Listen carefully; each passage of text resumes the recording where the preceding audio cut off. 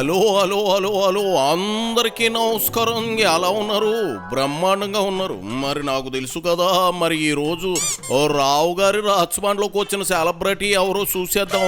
మరి కోతంత వీడియోకి ఒక లైక్ ఇచ్చేసి, అలాగే మన కేకే న్యూస్ని ఎవరైతే సబ్స్క్రైబింగ్ చేసుకోలేదో కోతంత చేసేసుకున్నాను, ఎంకరేజ్మెంట్ చేసి పనిలో ఉండండి.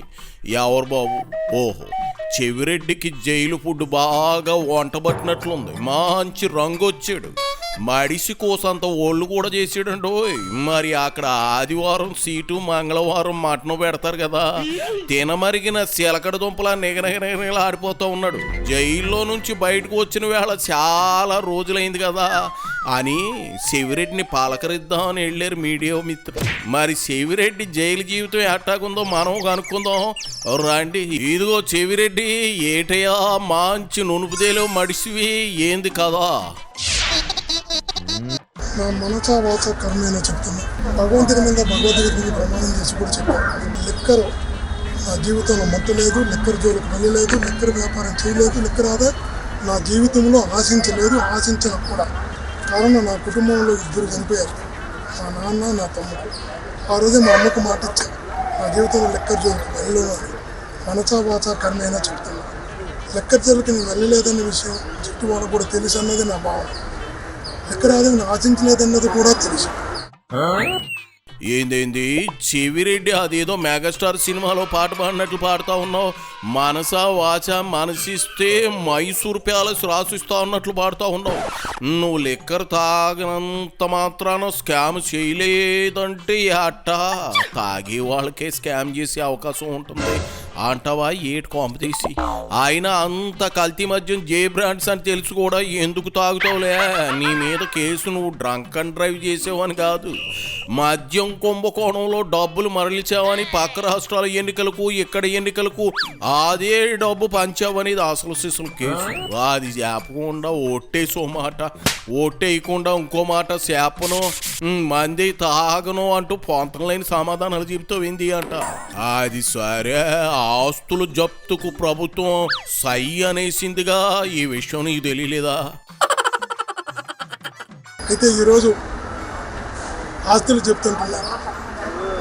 ఇప్పుడే 100 సంవత్సరాలు ముందు కట్టిన ఇల్లు కూడా చెప్తున్నారు. ఒకటే చెప్తున్నా,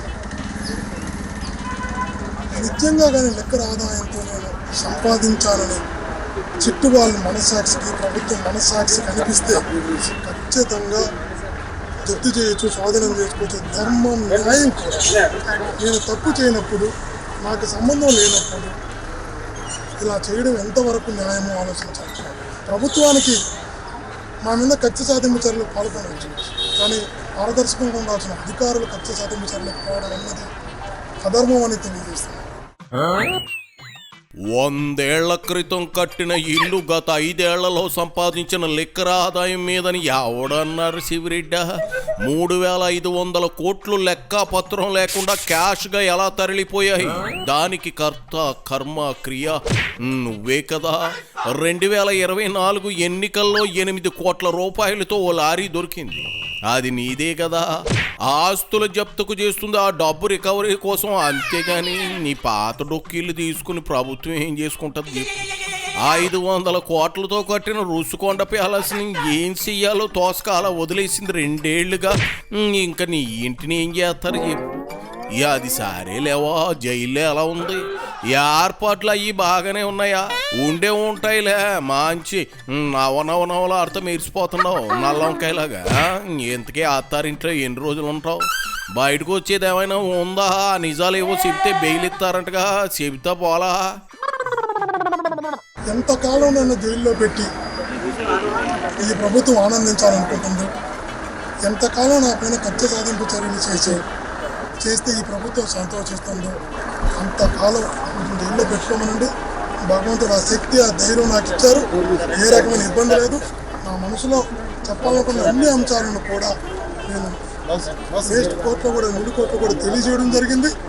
ఖచ్చితంగా చెప్తున్నా, ఆలస్యమైన న్యాయం గెలుస్తుంది, న్యాయస్థానంపై నమ్మకం ఉంది.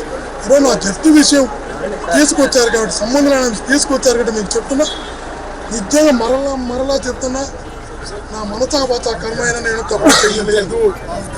చేయని తప్పుకి శిక్ష అనుభవిస్తున్నా, అయినా ఇబ్బంది లేదు, భగవంతుడు ఆ ధైర్యం ఆ శక్తి నాకు ఇచ్చాడు. ఊరు కొత్త అల్లుడిని మేపినట్లు మేపుతున్నట్లు ఉన్నట్టున్నారు జైల్లో నిన్ను. అందుకే ఎన్ని రోజులైనా హాయిగా ఉంటా అంటా ఉన్నావు. ఇంక నువ్వు నిజం ఏం చెబుతావు నాకు డౌటే. ఎన్ని రోజులు పెట్టుకున్నా నాకేం పర్లేదు అంటా ఉన్నావు అంటే ఇక నీకు యావజ్జీవ కారాగారి శిక్ష వేసేసిన నోరు మెదపను అంటావు. జగనే లెక్కర్ స్కామ్లో బిగ్ బాస్ అని చెప్తే శిక్ష తగ్గుతుందన్న చెప్పేలా లేవు శివరెడ్డి. ఇలాంటి వాళ్ళు ఉన్నారు కాబట్టి కదా జగన్ హాయిగా తాడేపల్లి ప్యాలెస్కి యలహంక ప్యాలెస్కి ట్రిప్పులేసి మరీ తిరుగుతూ ఉన్నాడు. సర్లే పోలీస్ బాబాయిలు పిలుస్తూ ఉన్నట్లున్నారు. ఫైనల్గా ఏం చెబుతావు చెప్పి నీకు నచ్చిన జైలుకి పోయి వెళ్ళిపో. భవిష్యత్తులో కూడా ఖచ్చితంగా చేసిన తప్పుకి భగవంతుడు ఖచ్చితంగా గమనిస్తాడు.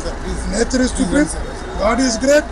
కాలం మటుకు ప్రతి ఒక్క దానికి సమాధానం చెప్తాను. చేసిన ఒక తప్పుడు కేసుకు కాలం సమాధానం చెప్తాను.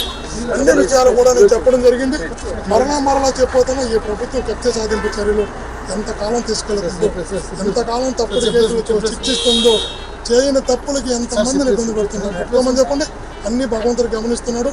ఆలస్యమైన న్యాయస్థానంలో న్యాయం జరుగుతుంది, ఖచ్చితంగా జరుగు తీరుతుంది. బాగుందయ్యా తాత్సారావులు బోర్డు చెవిరెడ్డి.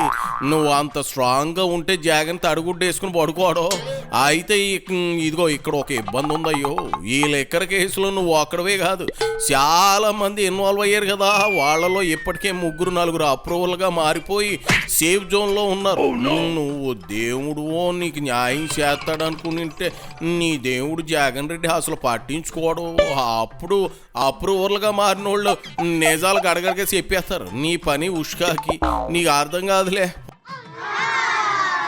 పొరపాటు నువ్వు 10 ఏళ్ళకి బయటకు వచ్చినా నీకు నిలువ నీడ కూడా ఉండదు. వెళ్ళు ఆ అవతల అత్తారింటికి దారి చూపించడానికి పోలీస్ బాబాయిలు ఊళ్ళో ఊరుతున్నట్లున్నారుగా. ఇక ఏళ్ళు happy jail life, enjoy your self.